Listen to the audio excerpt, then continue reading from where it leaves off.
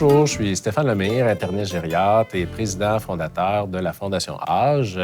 Notre mission à la Fondation, c'est d'ajouter de la vie aux années des aînés, notamment par le développement de l'approche de gériatrie sociale qu'on a développée pour plusieurs raisons. Tout d'abord, on constate qu'il y a une méconnaissance du vieillissement normal dans la population générale, puis même parfois chez des professionnels de la santé qui ont été moins exposés à cette population-là.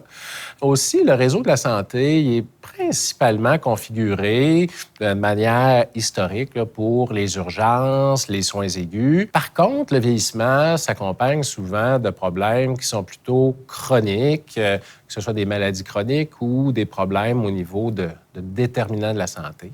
Puis finalement, il existe un fossé important entre la communauté et le réseau de la santé des services sociaux. Puis, à cause de ça, il y a des milliers d'intervenants communautaires qui sont présents dans le quotidien des aînés, mais qui ne sont pas vraiment mis à contribution de manière cohérente là, pour améliorer la santé des aînés au long cours. On souhaite donc réconcilier ces différentes réalités avec les besoins des aînés qui vivent dans la communauté. Et donc, on va prendre quelques instants pour bien comprendre les bases théoriques, scientifiques et l'expérience sur le terrain qui a guidé le développement de la gériatrie sociale. Cette philosophie d'action qu'est la gériatrie sociale vise l'amélioration de la santé des aînés. Puis, on se base sur 3 piliers. Et donc, ces 3 piliers dont on parle reflètent les principes scientifiques reconnus par l'Organisation mondiale de la santé dans son cadre de référence sur les soins intégrés pour les personnes âgées. Et les voici. Il est donc question de mobilisation des communautés, d'action de proximité sur l'ensemble des déterminants de la santé et finalement le respect des droits et de l'autonomie décisionnelle des aînés. On va s'attarder donc à comprendre ce que c'est que le vieillissement normal, puis ce qu'il distingue du vieillissement accéléré. On va utiliser le graphique à l'écran là, qui présente l'autonomie d'un aîné qui évolue en fonction du temps.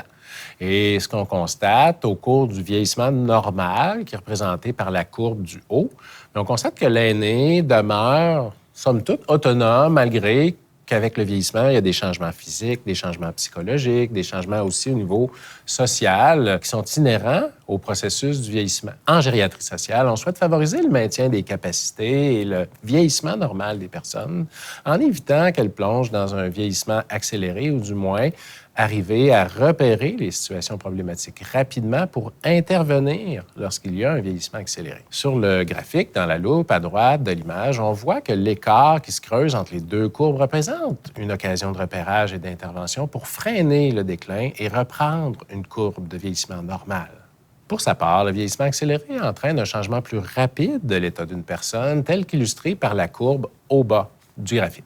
C'est à ces fins que le modèle de gériatrie sociale a été créé. Au fond, ce que vise la gériatrie sociale, c'est d'ajouter de la vie aux années des aînés en se basant sur les 3 piliers qu'on s'est donnés à la Fondation, c'est-à-dire le repérage et l'intervention de proximité en s'appuyant sur l'ensemble des déterminants de la santé, la mobilisation de la communauté entourant l'aîné, ainsi que le respect des droits et de l'autodétermination des aînés.